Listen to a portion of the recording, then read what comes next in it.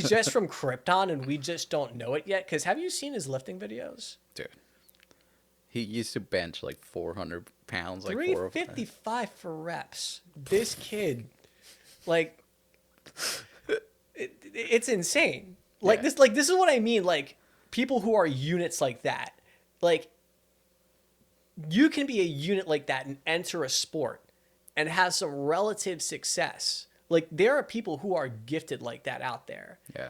It's ridiculous.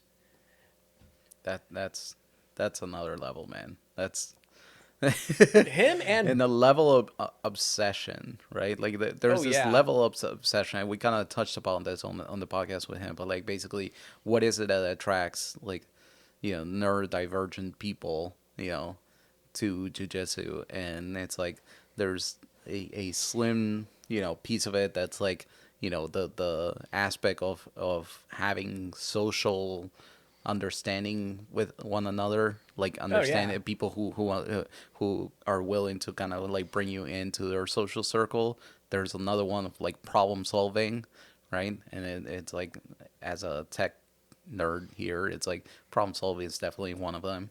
Then there's just another thing of just obsessive. Oh, right? yeah. Like this obsessive thing of like, I'm trying to get this right. Well, like, what does Craig Jones say? Yeah. Like, if you want to be really and it kind of rings true though if you think about it. Like, if you want to, like, he says, if you want to be successful in the sport, aside from steroids, you need a strain of autism. You know what I mean? Like, a little bit of autism and steroids, will get you good at jiu-jitsu. And that's another weird thing too, because I grew up with Asperger's. Like, I was diagnosed in 6th grade, and one of the greatest things about jiu-jitsu is like you don't have a ball. You just learn how to manipulate the body, and you can actually be relatively good. Yeah.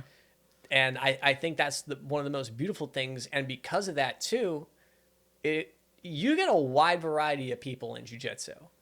Like, if you and I probably would have never met if it wasn't for jiu-jitsu. Yeah. And the fact that we have like that similar mentality, like, of making sure that we're hyper focused on this thing, like that hyper fixation, which it is a part of autism. As someone who grew up with it, I can tell kids. you. Yeah. Same thing. So it is a big part of that, because you need to learn how to focus in order to do anything in life, especially if you're hyper fixated on that one thing. You're going to be a genius at that one thing. Like, why do you think people like Elon are successful? Like, he admitted, I think, on Saturday Night Live, that he had Asperger's before?